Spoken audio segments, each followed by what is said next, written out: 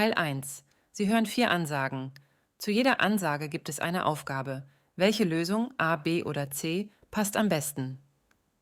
Markieren Sie Ihre Lösungen für die Aufgaben 1 bis 4 auf dem Antwortbogen. Nummer 1.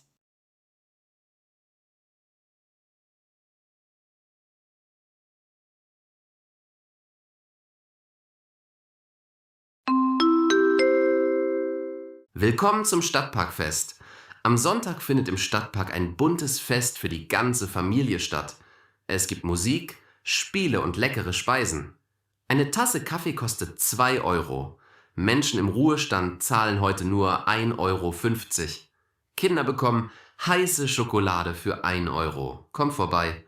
Wir freuen uns auf euch.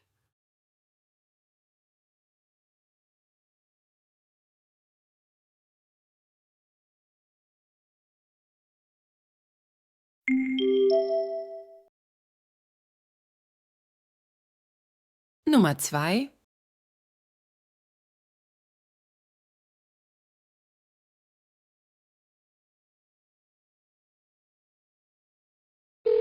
Hallo Jonas, hier ist Frau Weber vom Organisationsteam des Workshops. Deine Teilnahmebestätigung ist jetzt fertig. Du musst nicht extra ins Büro kommen. Du findest das Dokument in deinem persönlichen Bereich auf unserer Internetseite. Dort kannst du es als PDF öffnen und speichern. Falls du Probleme hast, gib uns bitte kurz Bescheid. Dann schicken wir es dir per Post.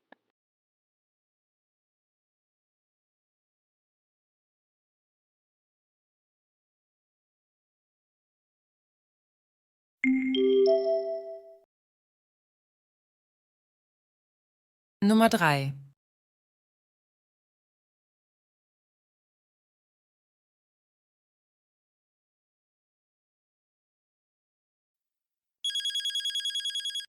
Willkommen in der Stadtbibliothek. Ab nächster Woche starten unsere neuen Sprach- und Computerkurse für Erwachsene. Die Computerkurse finden im 3. Stock im Raum 315 statt. Die Englischkurse finden im 1. Stock im Gruppenraum A statt, die Deutschkurse im 2. Stock, Raum 204. Bitte benutzen Sie den Aufzug links vom Eingang. Denken Sie daran, sich vorher online anzumelden. Wir freuen uns auf Ihre Teilnahme.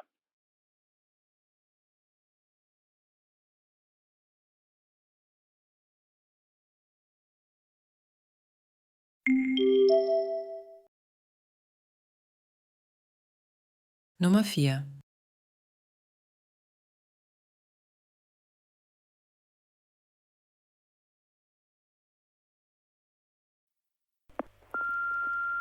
Hey Timo, hier ist David. Du, wegen heute Abend im Restaurant. Ich freue mich total, aber mein kleiner Bruder hat seit heute Mittag Fieber und meine Eltern sind nicht da.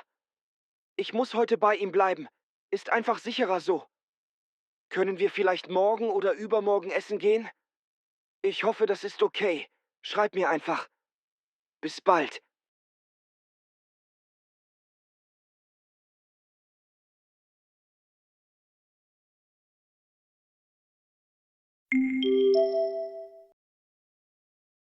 Ende von Teil 1.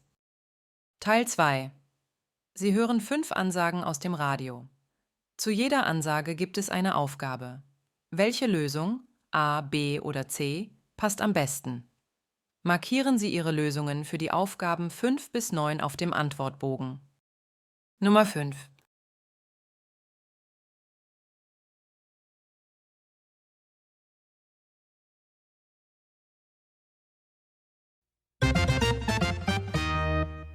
Und nun zu den Verkehrsmeldungen. Auf der A3 bei Nürnberg läuft der Verkehr derzeit ohne größere Probleme. Auf der B27 bei Tübingen kann man in Richtung Süden zurzeit nicht fahren, weil dort die Straße erneuert wird. Der Verkehr wird über kleinere Straßen umgeleitet. Auch in der Gegenrichtung gibt es Verzögerungen. Die Bauarbeiten sollen noch bis Ende nächster Woche dauern. Im Elbtunnel Hamburg ist aktuell nur eine Spur frei. Dort gibt es bereits mehrere Kilometer Stau. Bitte umfahren Sie das Gebiet, wenn möglich.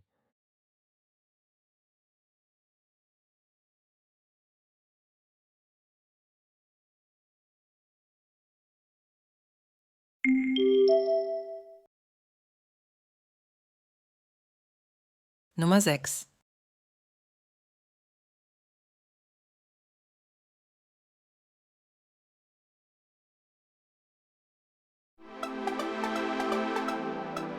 Und jetzt eine wichtige Meldung für alle, die heute fliegen wollen. Am Flughafen Berlin fallen heute viele Flüge aus. Der Grund ist, dass viele Mitarbeiter am Boden heute nicht zur Arbeit gekommen sind. Sie wollen mit dieser Aktion zeigen, dass sich etwas ändern muss. Einige Maschinen starten, aber oft mit viel Verspätung. Der Schnee ist inzwischen weg, das Wetter ist also kein Problem mehr. Wer heute fliegen möchte, sollte sich vorher gut informieren.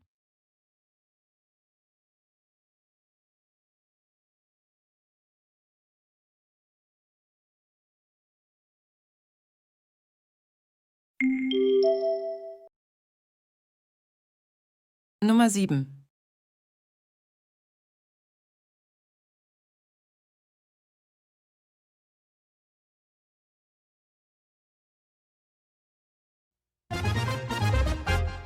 Und hier unsere Tipps für die kommenden Tage. Am Freitagabend startet das Sommerkino im Innenhof des Museums. Gezeigt wird der Filmklassiker Der blaue Planet. Beginn ist um 20 Uhr.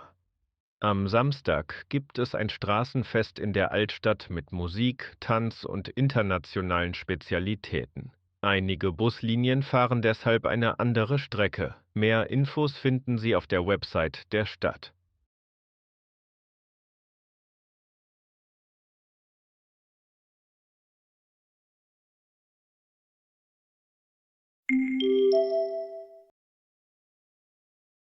Nummer 8.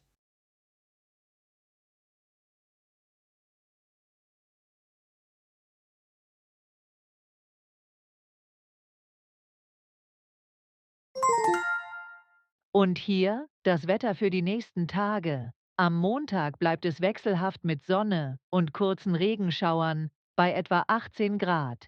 Der Dienstag bringt mehr Sonne. Die Temperaturen steigen auf bis zu 22 Grad. Am Mittwoch wird es wieder kühler und windiger. Im Süden kann es sogar etwas regnen. Der Donnerstag bleibt trocken, aber bewölkt, bei maximal 20 Grad. Der Freitag wird der freundlichste Tag der Woche. Viel Sonne und bis zu 25 Grad. Am Wochenende wird es unbeständiger. Am Samstag sind Gewitter möglich und am Sonntag gibt es dichte Wolken mit etwas Regen.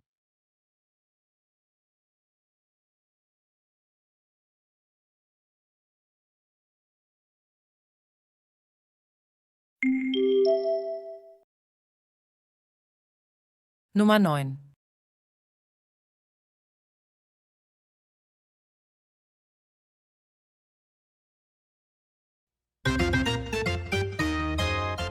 Es ist 12 Uhr, die wichtigsten Themen heute.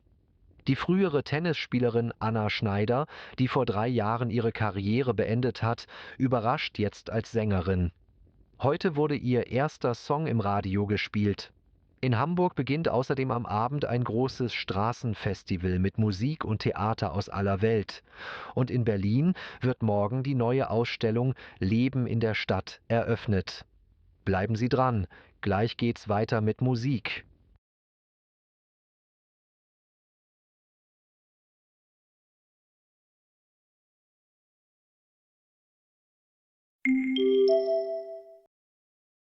Ende von Teil 2.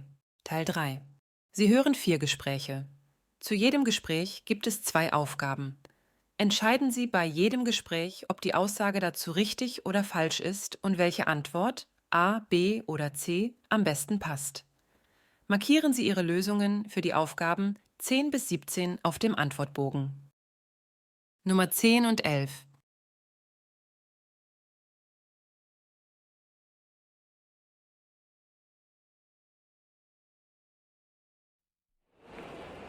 Entschuldigung, ich habe eine Frage.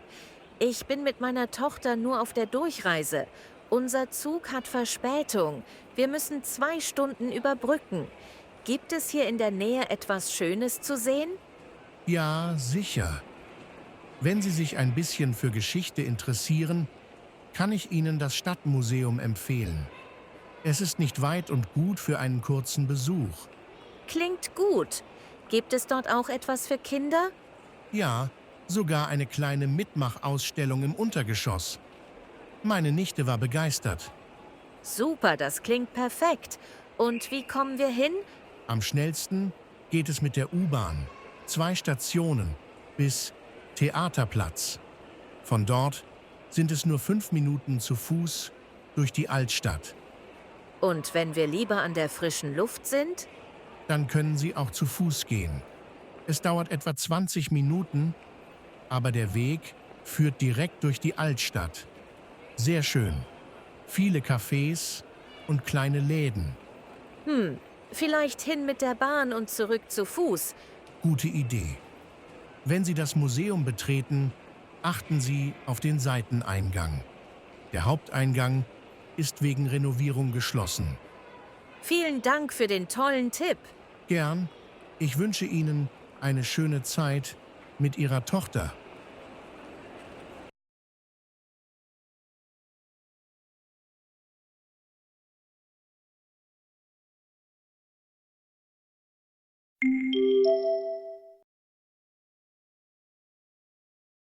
Nummer 12 und 13.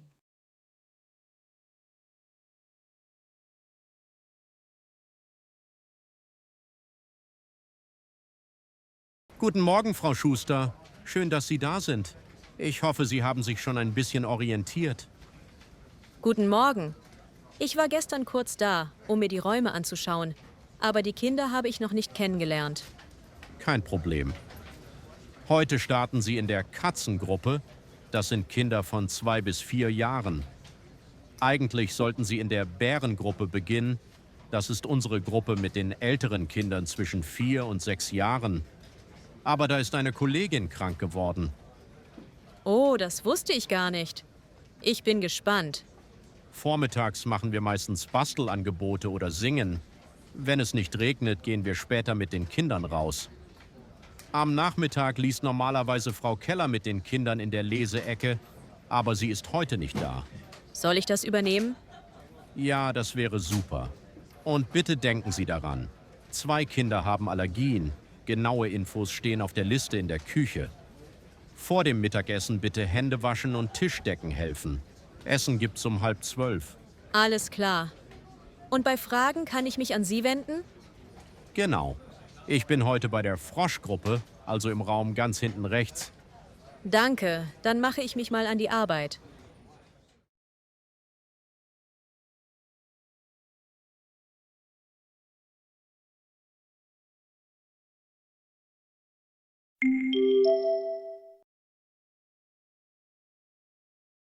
Nummer 14 und 15.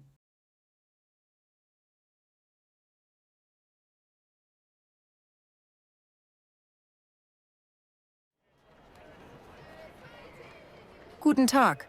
Schön, dass Sie hier sind. Hallo? Ja, ich war letztes Jahr schon mal auf diesem Flohmarkt.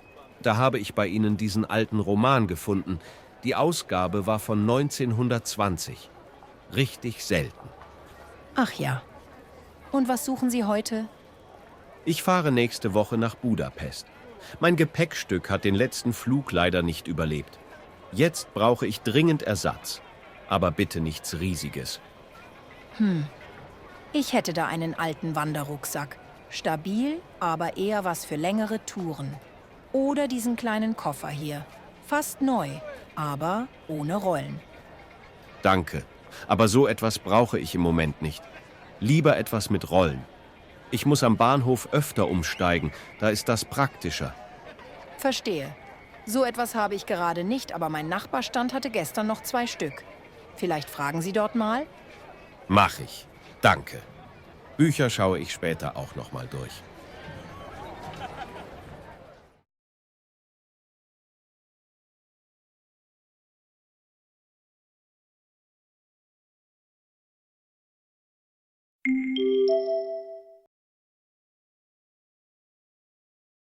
Nummer 16 und 17.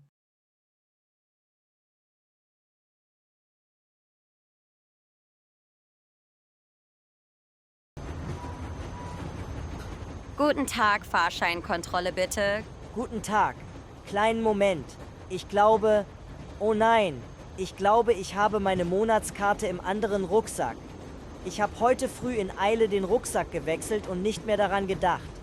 Sie haben also kein Ticket dabei? Nein. Aber ich habe es wirklich. Ich fahre jeden Tag diese Strecke zur Arbeit. Ohne gültigen Fahrschein dürfen Sie eigentlich nicht weiterfahren. Normalerweise müssten Sie an der nächsten Station aussteigen. Oh bitte. Ich habe gleich einen wichtigen Termin. Gibt es keine andere Lösung? Es gibt eine Möglichkeit, wenn Sie Ihre Monatskarte innerhalb von 3 Tagen im Kundenzentrum zeigen, zahlen Sie nur 7 € Bearbeitungsgebühr. Wenn Sie das nicht machen, wird es als Schwarzfahren gewertet. Das kostet dann 60 €. Verstanden. Ich gehe morgen gleich hin. Vielen Dank für die Chance.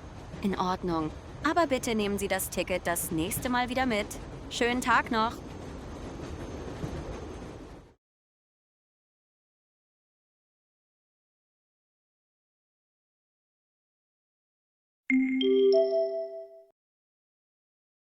Ende von Teil 3.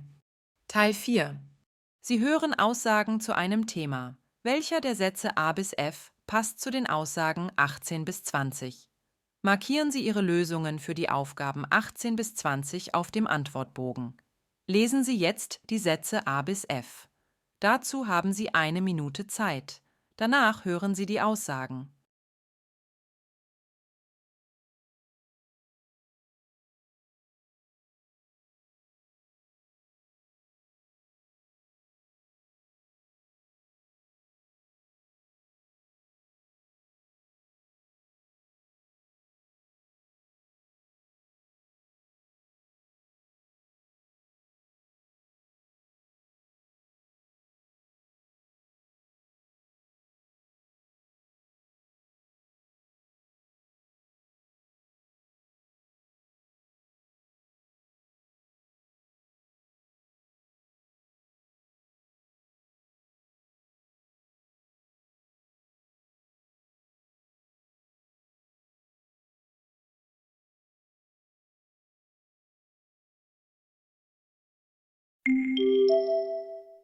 Viele Tiere haben kein Zuhause und warten im Tierheim auf neue Besitzer.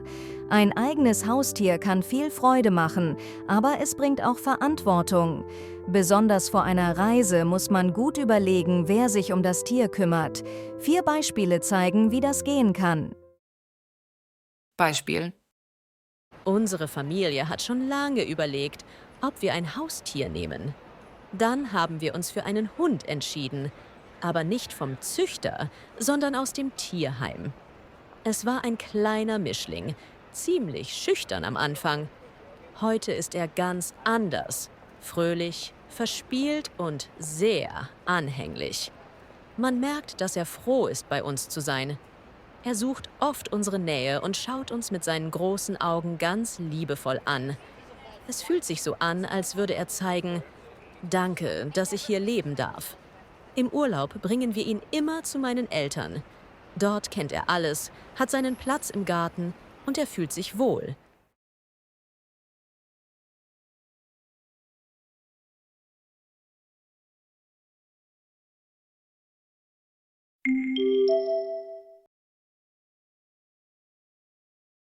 Nummer 18. Meine Katze ist eigentlich gar nicht meine. Vor etwa einem Jahr saß sie plötzlich ganz dünn und traurig vor unserer Haustür. Ich habe sie erst einmal gefüttert und schon am nächsten Tag kam sie wieder. So blieb sie bei uns. Wenn wir in den Urlaub fahren, lasse ich sie nicht allein zu Hause. Stattdessen nehme ich sie immer mit. Sie ist an Autofahrten gewöhnt und fühlt sich in ihrer Transportbox wohl.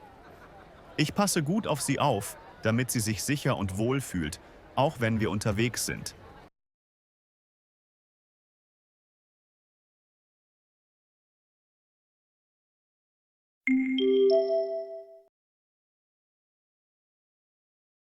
Nummer 19. Vor einigen Monaten haben wir einen Hund aus dem Tierheim geholt. Am Anfang war er sehr ängstlich. Er hat nicht viel gespielt und wollte oft alleine sein. Wir mussten jeden Tag viel Zeit mit ihm verbringen und vorsichtig sein. Manchmal hat es lange gedauert, bis er uns vertraut hat. Manchmal hat er auch Dinge getan, die wir nicht erwartet haben. Jetzt fühlt er sich besser, aber es war nicht immer einfach. So etwas braucht oft Zeit, damit alles gut wird.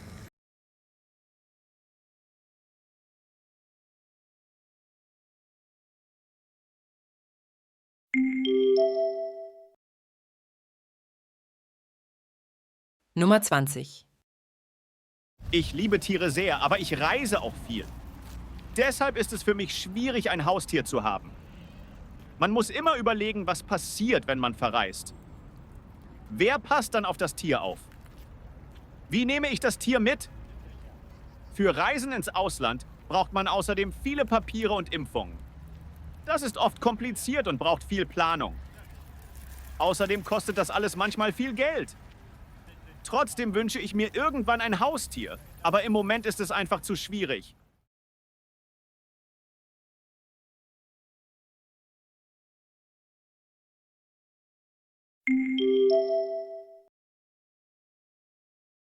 Ende des Prüfungsteils hören.